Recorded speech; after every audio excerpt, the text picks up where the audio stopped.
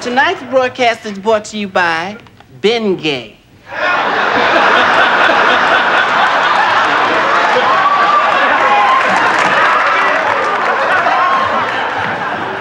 I ain't gonna touch it. Ben did.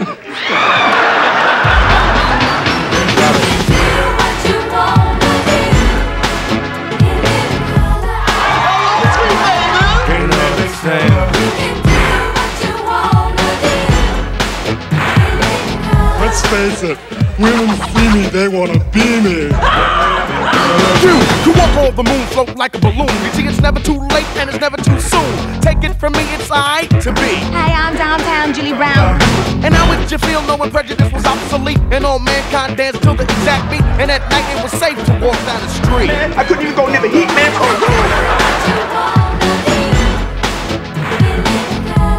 Now this is art.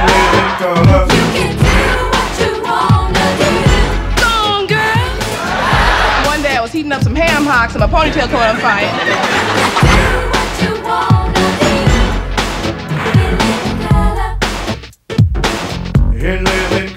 Homie, don't play that.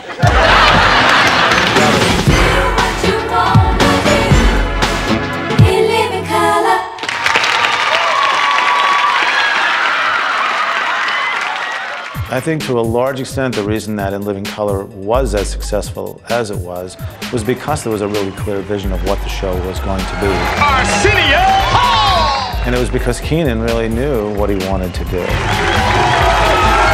Now I couldn't begin the show without introducing a very good friend of mine. Stopped in tonight. We were hanging out at the China Club last night. A real party animal. Won't you please give it up for my main man, Pope John Paul. All the pistons were working, man. It was all rhythm. Right director, the right writers, everything was happening, man. In just 10 minutes, count them 5, 10. You didn't think I could do that, huh? 10 minutes, you two can look and sound just like Milli Vanilli. There was more freedom on In Living Color. There was more opportunity for the cast to contribute. We did this pilot, and it was fun. It was great. It was buck wild. I mean, we did everything, anything we wanted to do. You better give me back my scarf. Don't hate me because I'm beautiful. I didn't think it would ever get on because no network would put this on. It was too outrageous. That pilot sat around for 6 months. I knew that when that pilot got on the air, what it was gonna do. You know, it was just simple. I mean, it was just simple fundamentals of just entertainment. Just straight funny. Get back to work, you crusty old heathen! Oh, Lord. I thought I flushed my toilet. Everybody had seen the pilot to In Living Color. It wasn't called In Living Color. It was just, dude, what did I see you do? This was the funniest thing I've ever seen. Ain't that the truth, Ruth? Somehow the tape got out and it started circulating around town, and it was almost a year before we got picked up. Everybody saw it. I would do a guest spot here, I would do a film there.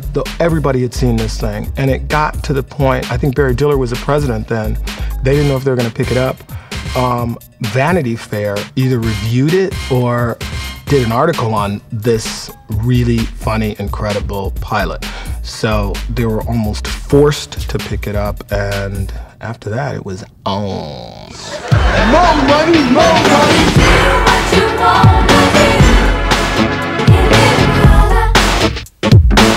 In Living Color.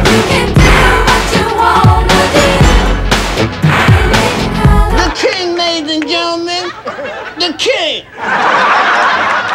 Marlon, who's Keenan's little brother, was still living at home, and they said after they showed the pilot, they called Marlon and he said, "You stopped crime in New York." Yo, yo, yo, all you bad bargain hunters out there, welcome to the Homeboy Shopping Network. Yo, we're the host with the most. I'm Wiz, this the Iceman. Chillin'. Yo, show 'em what we got.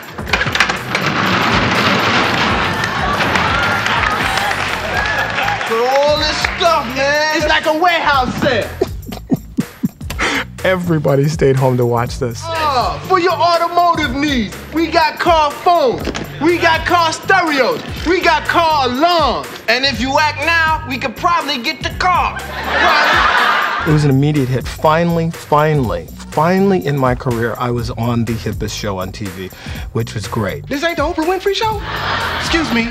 We had so much fun. I mean, just so much comedy, so much talent, knowing you were part of something that was special. Captain, intruders are approaching the bridge, sir. Who are you? I am the Minister Louis Farrakhan. From a production standpoint, the two shows, Saturday Night Live and In Living Color, were different. Basically, at a very basic level, because Saturday Night Live, of course, was live.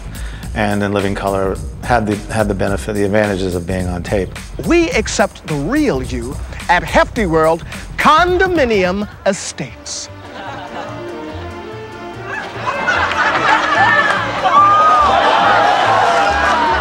Hefty World accepts you because it's a specially designed condominium community just for plump or husky people. The second you arrive, our 24-hour forklift service picks you up and whisks you home, where condominium attendants roll you up the reinforced ramp to your extra-wide entranceway. The fact that it was on tape enabled us to be a little bit more daring, take some more risks, up the ante in terms of production value, and do things that you couldn't do under the restraints of live television. Let me tell you what you were thinking. You were thinking that you would leave us sitting home barefoot and pregnant while you go out hanging out with your friends, hanging out in my condo on Lakeshore Drive, eating at my restaurant, spending out my money. That's what you thought. That's what you thought.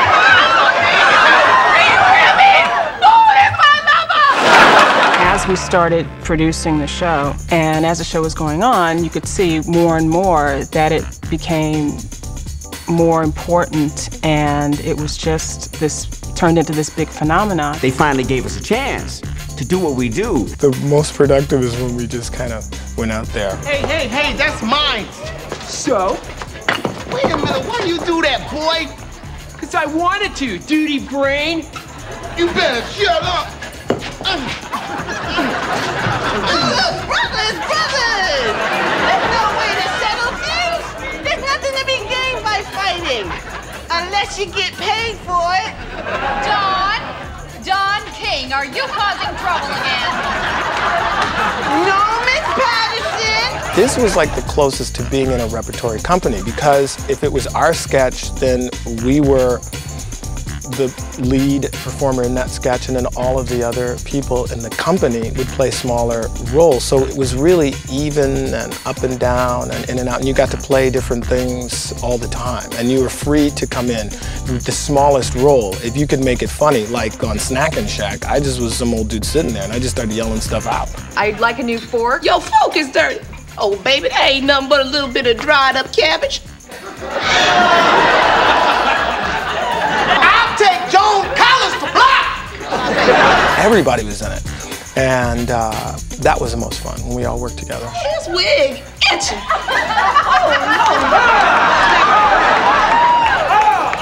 Feel like something done crawled up under my head and died. I'd really like to speak to the owner, please. May I please speak to the owner? Oh, my hair falling out on me. You want to speak to the owner? Yeah. Leon, lady over here wants to speak to you. I can make a booger talk. All the actors had different sketches and stuff that they could do. I was supposed to be the father in the Headley sketch, but I couldn't really do a Jamaican accent. It sounded like a leprechaun. So that went to...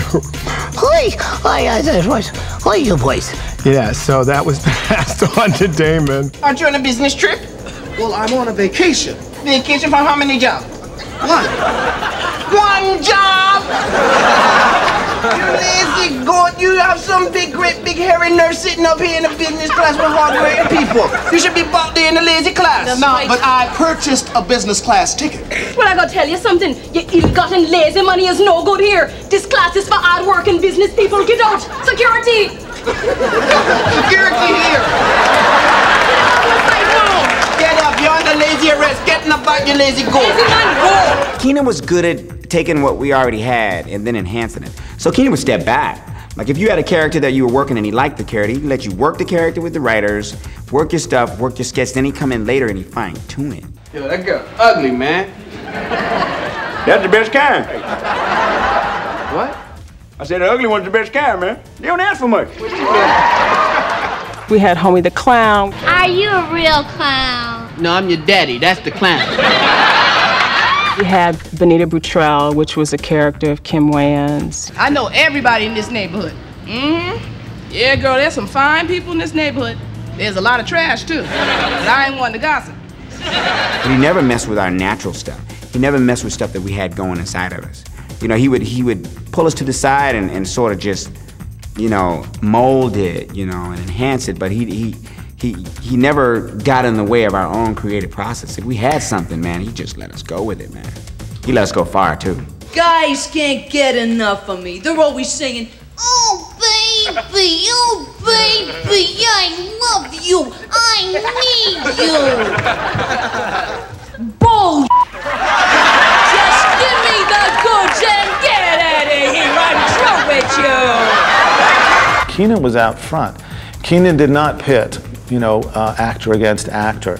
He really encouraged everybody to be their best. Keenen was the one that was the driving force of, and he was also the one that kind of turned the show into something different and making it something special. Ma, do you know what they say about you out there?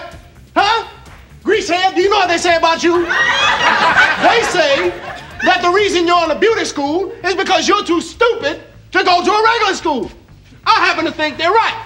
But when I'm through with you, you'll be the smartest dumb people out there. What do you want, ugly? I don't want to go. Keenen wanted the cast to give us as much energy as they had and to make every contribution that they wanted to make and to make the sketch, you know, their own and to make it as good as they could make it. What makes you think you can be a beautician? Huh? What makes you think you can give beauty tips to somebody? Look at yourself. You're ugly, boy. Is your parents ugly? Yeah. Well, you gonna grow up to look just like them. If you got ugly parents, you might as well just jump out the window. You use chemicals in your hair? No. Do you use chemicals in your hair? Yeah. Now you got a bad perm and you're ugly. Don't worry about another ugly boy with a bad perm. Just go on and jump, son. Okay. He was the best producer I ever worked for because honestly, he made everything better that he touched. You would bring a sketch down to him that wasn't working on the floor, and he would make 2 or 3 really quick suggestions because his vision was really clear. Cinderella wanted to meet the prince. Now everybody's talking about Prince, Prince, Prince. Let me tell you something about Prince. Prince is nothing compared to me.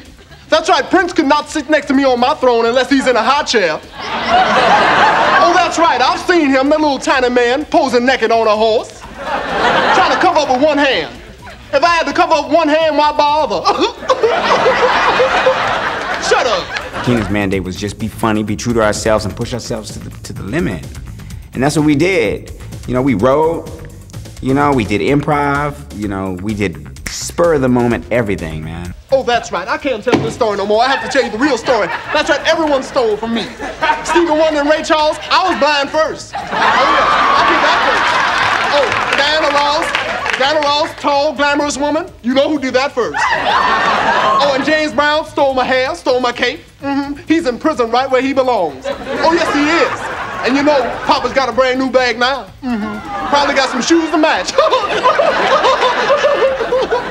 Shut up. Keenan had a real sense of excellence as far as comedy went and as far as performance went. And he really pushed us a lot. But a lot of us were equipped for that, too.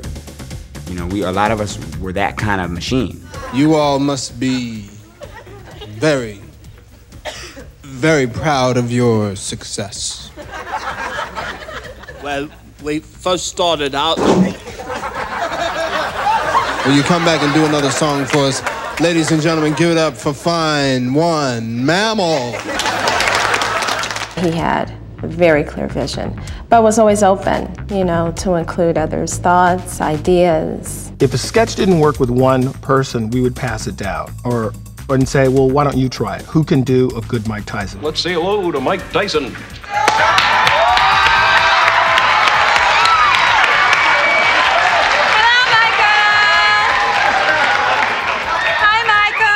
Hi, Marvin. How you doing, Chuck? Hi there, Mike. How are you? So I gotta say, I'm really ecstatic to be here. The individuals that I work with on In Living Color were and are among the most genius people I've ever been around in the business. You know, they all are so multifaceted and so multi-talented, and also just very balanced out humans too. The thing that most stuck out with different cast members was their ability to do characters. Like this the other night. He says to me, he says to me, let me know if I hurt you. If you hurt me, I says the last time I saw something that looked like that, it had an eraser on the end of it. You know, the more characters you can bring to, you know, the show, the better off, you know, it is for the writers. That skeleton is an example of biological petrification and is to be used for scientific purposes only. Oh, yeah? Well, I think it looks like your mom. Does not! Keenen wanted one white woman and one white guy. So when we were thinking of that, and we saw many people, he had mentioned, oh, there's this guy who worked with Damon who's really funny. You know, we should think about him. The American Heritage Dictionary defines a transition as an instance or process of changing from one form to another. So this is one transition.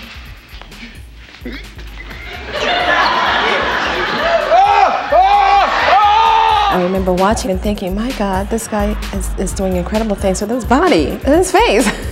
What is that? But needless to say, he was an amazing addition to the cast.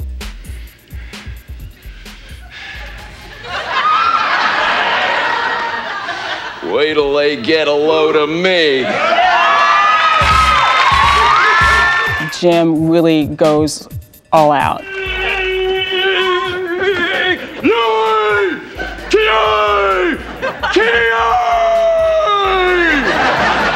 Those were the sketches that really, you know, were sort of wild and different. Welcome to the first meeting of Complete Self-Defense for Women. I'm Bob Jackson. I have a black belt in karate, and I've studied martial arts for over 20 years. Jim, as the show got on, just got better and better and better.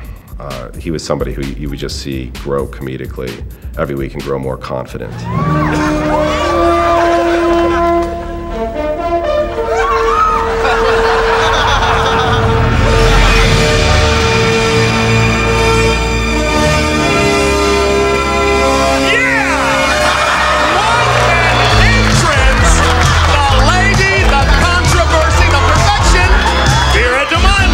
It was pretty outrageous, you know, and it got bigger and bigger as it went along. I mean, Vera DeMilo was not anything like it turned out to be when we did it in rehearsal hall, you know, sometimes the cast would come out of makeup and wardrobe and you say, that's what they're gonna look like when they do this? You know, you never really had an idea. Jim specialized in the physically grotesque characters because he was so rubbery himself. Oh, baby, she is hard as a rock. Magnificent! It was true, it was fun, it was creative, it was, you know, just a slice of everything. I mean, it took chances, it was edgy, men on film, you know, and just think about that. There was some kind of curtain, it comes up, and it's raining men. And now Public Access presents Men on Films. Hello, I'm Blaine Edwards, and I'm Antoine Merriweather, and welcome to Men on Films. We would take totally straight movies that had no homosexual point of view, no gay point of view, and just put it in there. And once we found that, that was the key to the characters, I think. Now I'd like to talk about an exciting new film, Karate Kid Part 3. It's all about men working out their problems in a very physical way. It was all so primitive. And you know, I really enjoyed Mr. Miyagi, played by little Pat Morita. Ooh, and that Ralph Macchio. 3 words, fabulous. Damon and I started, and immediately people just howled. I have to disagree. I disagree. There's just too much violence in this movie. Don't get mad. As I remember, Damon and I just thought up a snap for that first sketch and worked it out and went out there. Now I'd like to talk about a film I've been anxiously waiting to see, Great Balls of Fire. I ain't gonna touch it, but the title alone gets 2 snaps up. So we do the sketch, it kills. The next day, my agent calls and she's like, they're doing 2 snaps at Columbia. Hold on, I'll call you back. They're doing 2 snaps at Paramount. This is gonna be huge. Welcome to Men on Art. It's Michelangelo's Statue of David. Gasp and swoon, I just caught the vapors. Welcome to Men on Books. Little Women. Hated it, Moby Dick. This book gets the yet unheard of Zorro snap in Z formation. There were times when we couldn't get through tapes, you know, the tapings or rehearsals because it'd be so funny. One of the favorite things was the wino. My name is Anton, and this is my house / bathroom / kitchen / backyard / library. Oh my goodness. Oh my goodness. Because you know what? Most of the winos that I knew growing up were hilarious. They were hilarious. And he just got it right. Now let's get started, shall we? Now, in order to add on this new room, we're gonna have to make a new doorway. So what do? We mark it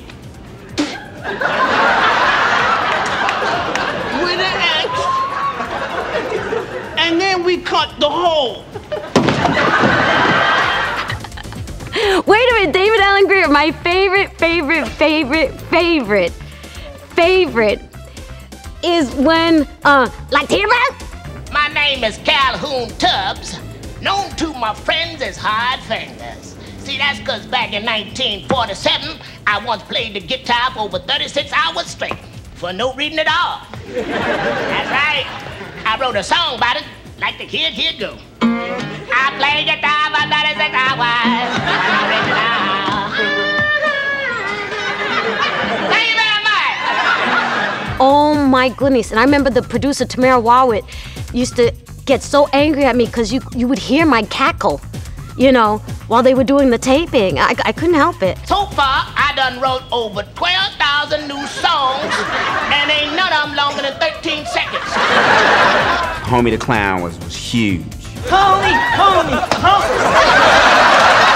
Yeah?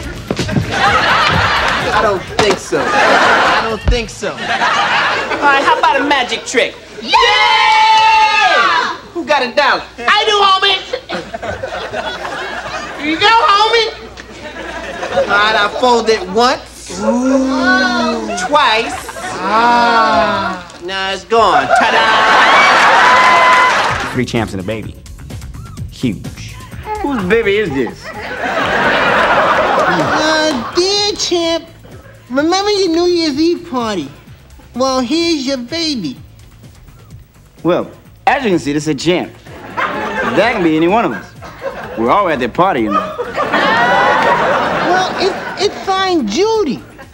Oh, Judy. Yeah. Well, maybe we should take turns with the baby, too. If there was one that defined me, can't touch this. The Hammer. I did MC Hammer. Can't touch this. And that's what defined me and gave me my identity. My pants so baggy when the move it ain't hard. Make you wanna say, oh my lord, hey Hammer. Do you really have a weenie with pants like that? You look like a genie, they give me a real nice breeze like a big red hammock under coconut trees. They're cool now. Are you getting my drip? And this is a dance you can't touch. People were like, man, that's Tommy Davidson. Nobody can do that. That guy does that. Break it down.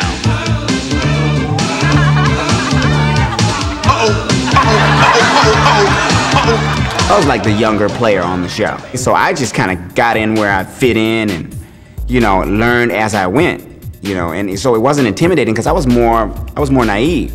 Can we smash the cream pie in your face? Like if you're doing your clowns and stuff. Yeah! I think you got it backwards, son. My mother used to say, why they always gotta be putting something on you? Why you gotta be the one to get the flour and the milk on your head? Why you always gotta be hit by the sock? I'm like, Mom, it's TV, okay? It's TV, you know? I don't know, I fell in some of the sketches, I fell into the Fall Guy. And it was cool. Now, how do you feel about yourself? Totally dissed, homie. That's why homie don't play that. One of my biggest lessons that I learned on In Living Color was how to play the straight. See, because I'm nuclear. You know, I'm all chi. I'm all talent going forward. I'm like a, you know, positively charged. Funny, you know. But then I got balance because I got to play across from Jim Carrey on things. A night act that went awry was a departure point for a long descent to a place stranger than nightmares, a place crueler than hell. He's entered a place called the vortex of fear.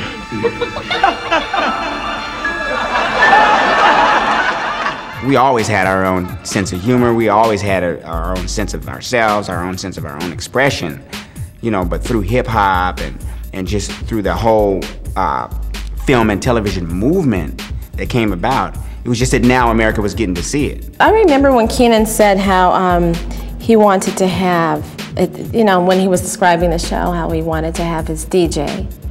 And instead of his in-house band, like Saturday Night Live, have his dancers, you know, known as Fly Girls. And I thought, what would that be? To walk on the moon, float like a balloon. You see, it's never too late and it's never too soon. Take it from me, it's alright to be in living color. And how would you feel knowing prejudice was obsolete and all mankind danced to the exact beat? And at night it was safe to walk down the street. In living color. I knew Rosie from Do the Right Thing and actually introduced Rosie to Keenen to choreograph the show. She just had so much raw talent and, you know, to me, it spoke at the time. Rosie from Buckwild, Brooklyn, she knows what's happening in the city. Keenen had enough faith in me to bring hip-hop to the mass media. I love dance and I really wanted to let the world in on that culture. And I wanted it so bad to be as authentic as possible. In living color. Ladies and gentlemen, the star of Night Court and her own television show, Ms. Marsha Warfield. I think the legacy of In Living Color is its fearlessness. Keenen Ivorians and his family were fearless. They just didn't care about popular opinion. They didn't care about who was insulted, who was offended. Hi, I'm Marsha Warfield. You know, Keenen asked me to come host a show for him tonight. And the first thing I'm gonna do is change the way they do things around here. I'm gonna get rid of these little tired tramps. Oh, they gone already, good. The census would be there, you know, on Friday night, you know, looking at the notes, you know, and Keenen would come over and say, basically do your shit. Do what you do. Don't worry about them, I'll worry about them. So we was like, all right, he shouldn't have told us that. He shouldn't have told us that. I mean, they were always in trouble because we just went for it every time. We didn't care. We never were privy to the battles that Tamara and Keenen and those guys would battle with the network. I mean, a lot of it, like when the Headleys first came on, they would curse, you know, Jamaican cursing, Bumbo, blood, clot, Johnny. You look like Isaac from the Love Boat. And we all know he hasn't had a job in a long time. Boy, go put a drink up there and stand at the plane while I take care of the pot and just put this, you lazy coconut blood clot. Get out of this. They didn't know what we were saying, you know, until finally, I'm sure members of the Jamaican community wrote the station and said, this is what they're saying. What we would do is we would bombard them with inappropriate language, and they didn't know. They couldn't stop everything, so a lot of it would go out. I love man. I have always loved. I was just waiting for the right man to come and sweep me right off my feet. Just sweep me off my feet, not use me like a ride at Disney World! You know, the bottom line in the message that was coming across in the show was it wasn't racist and it wasn't, you know, it wasn't sexist and, you know, It wasn't anti-gay, and it was pro-people. It was a very progressive show. We were able to create, you know, a cohesive show that actually worked, that was funny, that had something to say. Marilyn was nothing but a slut. I mean, 2 Kennedys and a mafioso, that trash was working overtime. The show gave the country permission to laugh at things that they hadn't laughed at before. It was special. You know, it was tough, it was hard, you know. I felt so proud to be, you know, attached to this show, and everybody that worked on it did, because it was just something that, you know, had never really happened, especially with the multicultural influences and, you know, and having a, you know, a diverse cast. Hit my hand. Harder. That's the hand. It was in the top 10, like, as soon as we got to early summer, and I was shocked. For a Fox show to hit the top 10 is not an easy thing to do. A lot of people have to be tuning it in. And usually it was the same way on Saturday Night Live when you knew you'd done a good show and you'd go out for breakfast the next morning, you'd hear people talk about stuff you'd written. I mean, In Living Color was the same way. It was a sort of a water cooler show where the next day after it aired, you heard people talking about it. It just was honest. It was the kind of jokes that you would have sitting in your living room with your friends and you knew nobody else was watching, so you could say and do whatever you wanted. That's what In Living Color was. Can you guess my wife's weight? Okay, she's about, I'd say, 1 fat bitch. I remember that first season, and it was Jim Carrey. You know, I was like there, you know, cynical me, in my dressing room, and he's like, "This is history. You know, this show's a historic show. We're gonna look back, and this show's gonna be go down in history as this great and important show." And I'm like, "Shut up! Is he nuts?" Next thing I know, they're gonna give him money to do a movie. Okay, Rodney, give me the good stuff. You know, the hardest thing I ever did, man, was staying away from that activator, man. My hand was just, I just needed that activator in my head. Oh, yeah! Yes, it was terrible, man. But I'm on my way back, man. Next week, I'm going to get a flat top. Oh, yeah! I came out of there with a sense of knowing how to coexist with a group of people, still be able to make my contributions, but have my priority be the whole. In Living Color was a show that came along at the right time, that was on the right network, that found its audience, that brought some incredibly talented people to television who hadn't been given a chance to really show all the talent that they had. And, you know, Jim Carrey is In Living Color's legacy. The Wayans are the legacy. Keenan and Damon and Sean and, you know, and Kelly and Tommy. The cast is as much of the legacy as all the tapes that are, you know, still in the vault.